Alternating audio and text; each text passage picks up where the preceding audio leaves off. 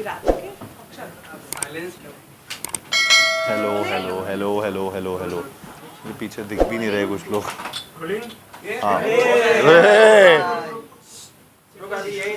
मिली मिली. Light बहुत harsh है. बंद कर दो बंद कर पीछे वाला लेने का आगे का एक बंद कर. Light is okay for you. I am okay. चलो. मुझे तो पता ही नहीं क्या दिख रहा है तो बट हाँ जो है वो है. Start. Kartik, this character Yes. has been taken a lot of mentally and physically. So after you finished the shooting, how difficult was it to come out of this character?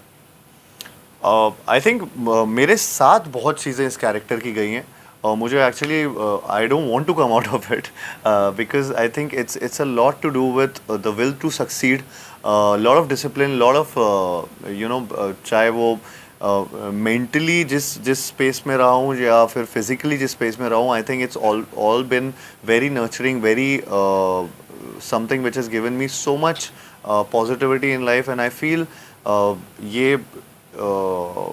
ये मैं जाने भी नहीं देना चाहूँगा. आई think the lifestyle that I was living for the last 2 years वो lifestyle आगे भी अपना के रखना चाहूँगा और साथ ही साथ जो मेरा नेवर गिविंग अप एटीट्यूड वो शायद पहले भी था जिस तरीके से आज तक मैं जिया हूँ लाइफ को, लेकिन इस फिल्म ने मुझे और भी ज़्यादा उस चीज़ को वैलिडेशन की तरह दिया है.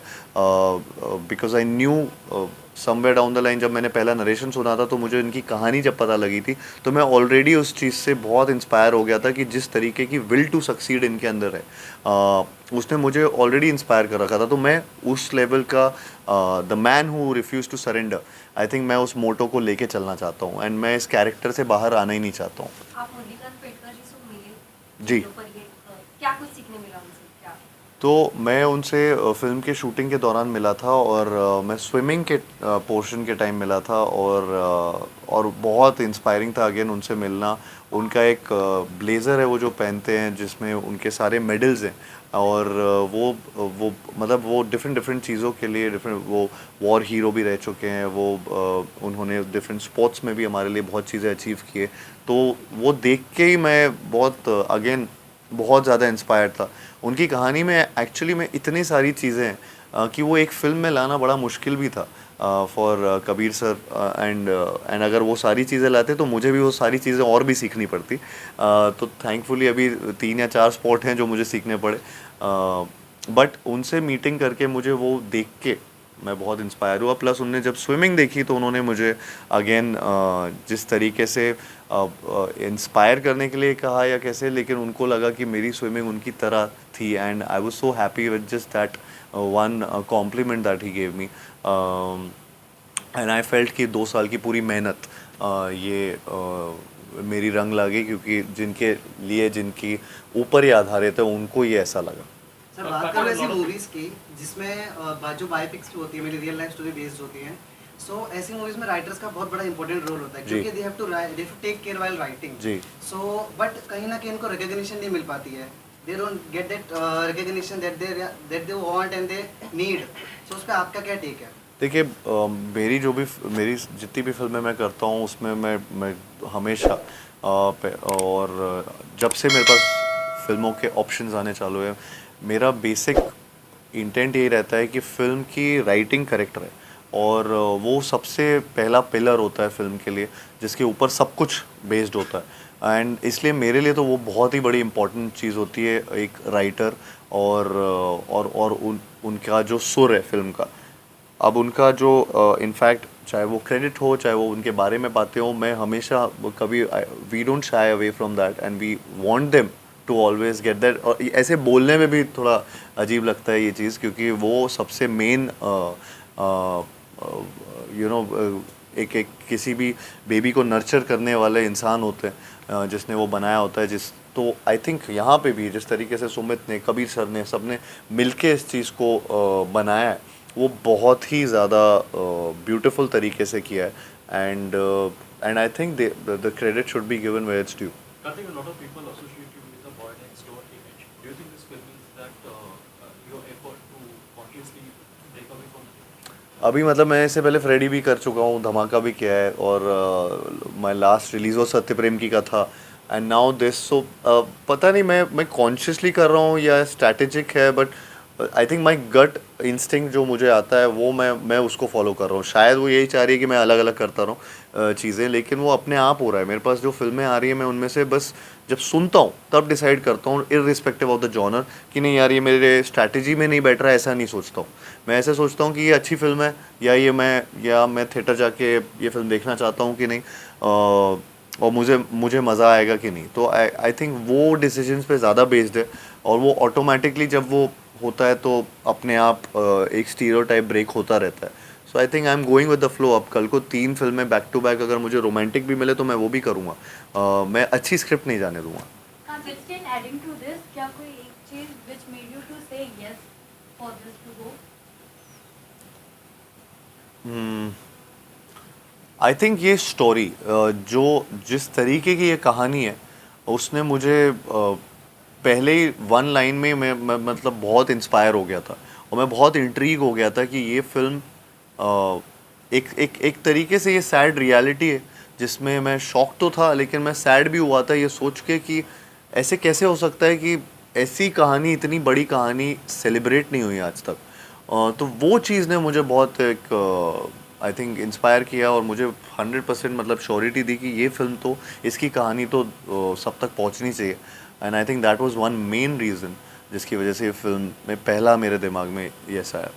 फिल्म में हेमांगी कवी, आरोह विलणकर मराठी एक्टर्स भी हैं और खुद मुरलीकांत पेटकर सातारा से थे, महाराष्ट्र में थे। सो उसके लिए आपने कैसे प्रिपेयर किया? मेरा उनके साथ काम करने का एक्सपीरियंस है? आई थिंक मैं पूरी कास्ट का ही बोलूँगा, धन्यवाद बोलूँगा पूरी कास्ट को कि जिस तरीके से, और उसमें भी जिस तरीके से कबीर सर ने हम सबको कास्ट किया इस फिल्म में, वो बहुत ही यूनिक था। मैं बहुत मैक्सिमम लोगों के साथ फर्स्ट टाइम ही काम कर रहा था, एंड जिस तरीके की कास्टिंग है, जब आप फिल्म देखेंगे तो आपको वो उनकी यूनिकनेस समझ आएगी, क्योंकि वो बहुत ही एक अलग सा एक फैमिली रिलेशनशिप है, एक कोच और स्टूडेंट का एक रिलेशनशिप है। यहाँ पे इस फिल्म में बहुत ऐसे डायमेंशंस है और वो बहुत ब्यूटीफुली अगेन रिटन है। सो आई फील कि ये मैं थैंकफुल हूँ पूरे कास्ट का, हमारी, जिन्होंने एक्चुअली, जिनके काम की वजह से शायद मेरा काम भी और अच्छा दिखता है। एंड हमारे यहाँ पे बहुत सारे ऐसे डायलेक्ट सीन्स थे जिसमें डायलेक्ट, क्योंकि पूरी पिक्चर हिंदी में, लेकिन क्योंकि मराठी थोड़ा सा होना था तो उसमें बहुत डायलेक्ट का यूज़ हुआ है कि कहीं कहीं वर्ड्स की नहीं की जगह नहीं बोल दिया, चैम्पियन की जगह चैम्पियन बोल रहा है, चैम्पियन हूँ मैं की जगह है मैं। सो वो सारी चीज़ों में बहुत वर्क किया है, तो उस तरीके से डायलॉग को लिखा गया था और उसका सुर बनाया गया था। एंड तो वो सब चीज़ें मुझे बहुत हेल्प भी किए हैं to build a distinct character from what I have done before in any film. I think first of all, huge congratulations for the Chandu champion. जैसे कि Thank हमने you. देखा है कि हर चंदू चैंपियन तो मेरे फादर साहब का नाम है चंदू, सो of course champion for me. क्या कहना रहेगा, जिस तरीके से हमने आपके अक्सर फिल्मों में देखा है कि म्यूजिक का काफी एक अच्छा प्रभाव रहा है, चाहे अभी इस फिल्म में प्रीतम दा कंपोज कर रहे हैं। सो आपका और प्रीतम दा का अच्छा खासा कंपोजिशन हमने देखा है, जैसे कि चाहे वो भूल भुलैया हो, चंदू चैंपियन हो, या फिर इसके पहले भी बहुत सारे आपने प्रोजेक्ट शेयर रहा हो। तो किस तरीके से आप इस म्यूजिक कंपोजिशन को देखते हो और किस तरीके से कॉम्पो आपको लगता है? आई थिंक बहुत ही अच्छा कॉम्पोजिशन किया, ये पूरी एल्बम बहुत ही ज़्यादा अच्छी बनाई हुई है, जिसमें मेरा अभी रिसेंटली इनफैक्ट एक गाना लॉन्च हुआ जो सरफिरा गाना है, वो मुझे बहुत ज़्यादा पसंद है, उसकी मेलोडी। एंड इनफैक्ट वो फिल्म में जिस तरीके से, इसमें तो बॉडी ट्रांसफॉर्मेशन ज़्यादा दिखाया था सरफिरा में, लेकिन जिस तरीके से वो फिल्म में जब आता है वो बहुत इंस्पायर करेगा लोगों को, और वो बहुत मतलब गूज़बम्प मोमेंट है जब वो गाना आता है फिल्म में। मुझे लगता है कि उसके अलावा चैम्पियन जो सॉन्ग है, जो कि तू है चैम्पियन, वो तो एंथम बन चुका है, और वो आई थिंक बहुत ऐसे रेयरली आपकी फिल्म में ऐसे गाने आते हैं जो किसी भी सिचुएशन में कहीं ना कहीं आजकल, चाहे वो आप कोई ऐप खोलो, चाहे कहीं पे भी जाओ, आपको तू है चैम्पियन कहीं ना कहीं दिख जाता है किसी के उस पर फीड पे या किसी भी जगह पे। तो वो ऐसा सा गाना उन्होंने एंथम बना दिया है प्रीतम दा ने, जो बहुत ही आई थिंक हमारे फिल्म के लिए भी एक इम्पॉर्टेंट म्यूज़िक सॉन्ग रहा है। प्लस उसके अलावा आई थिंक सत्यानाश ने तो ऑलरेडी बहुत सारे सत्यानाश रील बन चुके हैं, उसमें बहुत चीज़ें हो चुकी, तो उसका तो मैं क्या ही बोलूँगा। बट दे आर ऑल, मैं जैसे जैसे ये नाम भी लेता जा रहा हूँ गानों के, वो सारे के सारे एक दूसरे से इतने अलग हैं, इतना अच्छा उनका कॉम्बिनेशन है। सो आई थिंक वो बहुत अच्छे से प्रीतम दा की वही क्वालिटी की एक एल्बम में वो डिस्टिंक्ट गाने बनाते हैं, और अभी तो सारे रिलीज़ भी नहीं किए एक्चुअली। सो वो बहुत ही अलग अलग गाने हैं पूरी फिल्म में, और आपको वो दिखेगा बस 2 दिन बाद। A lot of biopics are not able to, create magic at the box office. So, how different is Chandu Champion from all the biopics we have seen? Is there pressure of Bollywood box office output? मुझे actually ये नहीं लगता, मुझे लगता है sir biopic की बात नहीं है और वो जॉनर की बात नहीं है, वो फिल्मों की बात होती है कि फिल्म चलती है या नहीं चलती है। वो ये नहीं होता कि ये जॉनर नहीं चलता। यही जॉनर में मैं 4 एग्जांपल दे दूंगा जो बहुत चलते हैं। एक नहीं चला होगा रिसेंटली तो उससे फिर दूसरे पे ज़रूरी नहीं है कि लोग वो देखना नहीं चाहते। अच्छे से बनाएंगे तो आई फील कि लोग जाएंगे। मैं भी वैसे ही देखता हूँ उन चीज़ों को कि सडनली अगर रोमांटिक फिल्म एक नहीं चलेगी तो इसका ये मतलब नहीं कि बाकी रोमांटिक फिल्म ना चले। वो जॉनर का नहीं होता कहने का मतलब है, वो आई थिंक मीनिंग वो है कि फिल्में चलती हैं या नहीं चलती हैं। तो आई फील कि इसमें, और ये सिर्फ ये स्पोर्ट्स बायोपिक पहली बार तो नहीं है, ये एक्चुअली में एक जर्नी है किसी इंसान की जिन्होंने, आप एक स्पोर्ट्स बायोपिक जब भी देखते हो तो एक स्पोर्ट देख रहे होते हो और उसी में सब कुछ होता है, उसकी हार उसकी जीत उस इंसान की। इस फिल्म में एक्चुअली इसकी यूनिकनेस ही ये है कि ये स्पोर्ट्स इसका एक बैकड्रॉप है। इसमें he is a war hero, he is someone जिनकी लाइफ में बहुत चीज़ें हुई हैं जिसमें स्पोर्ट्स भी एक पार्ट है। उन्होंने स्पोर्ट्स में भी बहुत चीज़ें अचीव की। उन्होंने अपने सोल्जर वाले, जब उनका एक एज ग्रुप था जिसमें वो सोल्जर थे, उसमें भी उन्होंने बहुत चीज़ें अचीव की हैं। उसके अलावा उनके लाइफ में क्या क्या हुआ, तो ये एक प्रॉपर एक जर्नी है एक इंसान की जिसमें बहुत अलग अलग चीज़ें हैं। तो मैंने कभी ऐसी बायोपिक ना देखी है ना सुना है इसके बारे में। इनफैक्ट वेस्ट में या बाहर ऐसी फिल्में होती हैं जिनमें वो बहुत कम अचीवमेंट्स में भी ऐसे सेलिब्रेट करते हैं जो हम तक भी पहुंच जाती हैं वो फिल्में। लेकिन हमारे यहाँ इतनी ऐसी एक्चुअली में कहानियाँ हैं जिनके जो अनसंग हीरो हैं, जिनमें से मुरलीकांत पेटकर जी एक अनसंग हीरो हैं जिनकी कहानी एक्चुअली इंडिया का नाम बाहर तक रोशन किया है।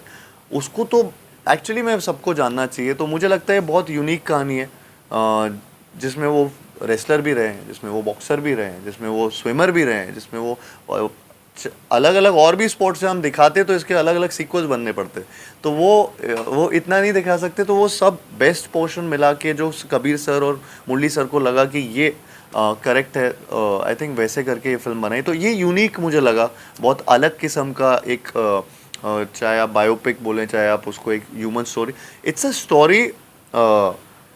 ये ट्रायम्फ की कहानी है एक ह्यूमन स्पिरिट की, एंड विच आई थिंक सब लोग को रिलेट कर पाती है हर बार। A lot of times actually मुझे एक दो सीन में ऐसा हुआ था कि इमोशनल ब्रेकडाउन हुआ था बहुत ज़्यादा, बिकॉज़ वो मैं बहुत रिलेट कर पाया था उस चीज़ को। और कहीं ना कहीं मतलब मैं पर्सनल तो नहीं बोलूँगा लेकिन मैं वैसे बोलूँगा कि ये इनकी कहानी में ऐसे ऐसे मोड़ हैं, ऐसे ऐसे लो पॉइंट्स हैं जिसमें मुझे जेन्युइनली, और मैं उस टाइम एक्चुअली उस कैरेक्टर के बारे में सोच रहा होता हूँ तो मैं 2 साल से 1.5 साल से सिर्फ यही 2.5 साल से यही कैरेक्टर जी रहा था। तो दिमाग में जब मेरे वो पर्टिकुलर सीक्वेंसेस जब मैं वो परफॉर्म कर रहा था तो तब वो इमोशनल ब्रेकडाउन ऑटोमेटिकली हुआ था। एंड आई थिंक स्पेशली जो एक जो ट्रेलर के एंड पे मैं हर उस चंदू के लिए लड़ना चाहता हूँ जो चैम्पियन बन सकता है, वो जो लाइन जब वो पूरा एक वो काइंड ऑफ एक सीन है उसमें ये हुआ था। बायोपिक करना उतना इजी नहीं होता क्योंकि अगर किसी पर्टिकुलर इंसान को एक बड़े पर्दे पे आप दर्शाते हो जी, तो ये भी आपके ऊपर प्रेशर रहता है कि वो रियल लगे ना लगे। तो उस चीज़ को लेकर आप अपने आप को कितना प्रिपेयर रखते हो एक बायोपिक में, और इमेजिनरी स्क्रिप्ट पे काम करना कितना इंटरेस्टिंग होता है और एक बायोपिक पे काम करना कितना इंटरेस्टिंग होता है? तो मेरे लिए फर्स्ट टाइम था कि मैं किसी रियल इंसान पे एक फ़िल्म कर रहा था। मुझे नहीं पता था कि ये इसका अप्रोच कैसे किया जाता था या क्या करते हैं लोग। और यहाँ पे मेरे पास एक चीज़ और डिफ़िकल्ट चीज़ थी कि कोई रेफरेंस पॉइंट नहीं था। तो उनके बारे में जब भी कुछ सर्च करो तो इतनी ज़्यादा इमेजेस या इतना कोई वीडियो जिसको मैं फॉलो कर पाऊँ कि यंग मुरली अगर मैं प्ले कर रहा हूँ तो मेरे पास कुछ ऐसा रेफरेंस पॉइंट नहीं था। तो कबीर सर ने मेरे लिए वो चीज़ वो बहुत बड़ा डिसीजन था जो लिया गया था कि मुरली सर से मैं फिल्म से पहले नहीं मिलूँगा, बिकॉज़ वो टाइम स्पेंड उनके साथ कर रहे थे और वो उनके साथ जो टाइम स्पेंड करके उन्होंने अपने नोट्स बनाए, वो नोट्स से हमारा पूरा डिस्कशन हुआ, एक कैरेक्टर बिल्डिंग सेशंस होते थे एंड देन वो कैरेक्टर बिल्ड उन पॉइंटर्स पे किए एंड उसके अराउंड फिर वो एक कैरेक्टर बनाया गया जैसा उनकी बातों से निकल के आ रहा था। और वो बहुत मुश्किल काम भी होता है क्योंकि यू नो वो अभी जिस एज में है उससे वो बचपन की बातों से लेकर यंगर डेज की सारी बातें याद करते थे। आई थिंक कबीर सर उनका एक फॉर्मेट है जिस तरीके से वो बायोपिक्स करते हैं, तो वो उन्होंने बहुत ऐसे उनसे नोट्स किए which took a lot of time also I think. And मेरा मेन डिफ़िकल्ट जो चीज़ थी वो थी कि to deconstruct my image, because मेरा इमेज एक्चुअली दिमाग में सबके शायद एक तरीके से बैठा हुआ है, सब मुझे जानते हैं, एक particular audience set of audience मुझे एक तरीके से देखना भी पसंद करते हैं। तो वो डीकंस्ट्रक्ट करना और मुझे यहाँ पे जो चंदू चैम्पियन में एक विदाउट रेफरेंस लोगों के दिमाग में डालना कि ये वो हैं was a difficult task. And somewhere down the line अभी जितने रिएक्शंस आ रहे हैं थैंकफुली वो ऐसा लग रहा है कि कुछ सही चल रहा है। सर ऐसे movies देखना multiple जैसा कि आपने बताया कि बहुत सारी तैयारियां की आपने, कुछ ऐसा था जो तैयारी नहीं करनी पड़ी, आप बाय डिफॉल्ट आपको आता? और इसमें एक भी चीज़ ऐसी नहीं थी, इसमें एक भी ऐसी चीज़ नहीं थी। मैं अपने आप को बहुत सोचता था कि मैं स्पोर्ट्स खेलता हूँ, मैं ये सब करता हूँ, क्रिकेट फुटबॉल सब आता है, लेकिन मैं जब इधर आया तो मुझे पता चला मुझे स्विमिंग करनी है, मुझे बॉक्सिंग करनी है, मुझे रेसलिंग करनी है, वॉर सीक्वेंस भी उन्हें 8 मिनट का वो सिंगल शॉट करना था। तो हर चीज़ मेरे लिए नई थी। बॉडी बिल्डिंग ट्रांसफॉर्मेशन वो पूरी तरह से करना था। तो सब कुछ मिलू के वो हर चीज़ ऐसी थी, ऐसा नहीं था कि इसमें मेरे मोनोलॉग्स हैं या ऐसा नहीं था इसमें मैं कॉमेडी कर रहा हूँ या मैं रोमांस कर रहा हूँ। ये सारी चीज़ें मेरे से इवेड कर दी गई थी और मुझे एकदम ही नए एरिना में डाल दिया गया था। तो मैं बहुत डिस्कम्फर्ट में था, आउट ऑफ कंफर्ट जॉनर कर रहा हूँ एंड आई होप कि इसमें भी वो एक्सेप्टेंस मिले इसमें और लोगों को पसंद आए। Kartik, One last question, one last question, question, Since you are the मिला है। torchbearer of the industry, when you sign a project or you are there in the process of the filmmaking, does the craft only bother you, or you think about the business part too? Torch bearer of the industry. No, I think it's a combination of both. I think producers को profit होना भी बहुत ज़रूरी है and साथ ही साथ आपका एक जो पैशन है, जिस तरीके से आप फिल्म बना रहे हैं, वो क्रिएटिव सेटिस्फैक्शन भी आना चाहिए। तो ये दोनों चीज़ों का जब कॉम्बिनेशन होता है तो आई थिंक वो कंटेंट विद कमर्शियल सक्सेस वो मैं उसकी तरफ ज़्यादा ध्यान देता हूँ एंड आई फील कि मेरे पिछली कुछ चॉइसेस में या फिल्म्स में वो दिखता होगा आपको। एट लास्ट सर, जो चंदू चैंपियन के जो दर्शक वेट कर रहे हैं उनको क्या मैसेज देना चाहोगे? मैं यही मैसेज कहना चाहूँगा कि जिस तरीके से जिस तरीके की ये कहानी है ये बहुत लोगों को इंस्पायर करेगी और बहुत ही एंटरटेनिंग तरीके से इंस्पायर करेगी। मुझे लगता है कि आप जब ये थिएटर जाएंगे तो आप अपनी फैमिलीज़ के साथ जाइए और स्पेशली बच्चों को लेकर जाइए, बिकॉज उनके लिए कहानी जानना बहुत ज़रूरी है। तो मैं वही बोलना चाहूँगा। और हाँ बोलिए। स्टैंडिंग ओवेशन मिला है स्क्रीनिंग पे, व्हाट यू वांट टू से? मैं बहुत इमोशनल मोमेंट था वो हम सब के लिए। ये जो स्क्रीनिंग की गई थी जिसमें मुरली सर ने पहली बार फिल्म देखी और एंड उनके साथ आर्मी चीफ भी थे एंड साथ ही साथ वाइस आर्मी चीफ भी थे, तो उनके लिए भी बहुत ही, सबके लिए, हमारे लिए इमोशनल मोमेंट था कि एक जो सोल्जर इंडियन आर्मी के रहे हैं उनकी फिल्म, उन पे आधारित उनके आर्मी चीफ, उनके वाइस आर्मी चीफ और सारे इतने सारे आर्मी पर्सनल सब देख रहे हैं वहाँ पे उनके साथ वो फिल्म। प्लस जिस तरीके से उनको स्टैंडिंग ओवेशन इस फिल्म को मिला, I think we were all teary eyed over there because ये बहुत मेहनत से बनाई है फिल्म और 2-2.5 साल की मेहनत है सबकी। आई होप कि जिस तरीके का रिएक्शन, इवन मुरली सर वो आउट ऑफ वर्ड्स थे जब वो फिल्म देख के वहाँ पे उठे थे और बात करने की कोशिश कर रहे थे। तो मैं बस बोल सकता हूँ कि वो इमोशनल मोमेंट था हम सब के लिए, and getting validation from them was a big thing. So that standing ovation means a lot, and I'm thankful to the entire army and the chief of army and vice chief of army. Thank you.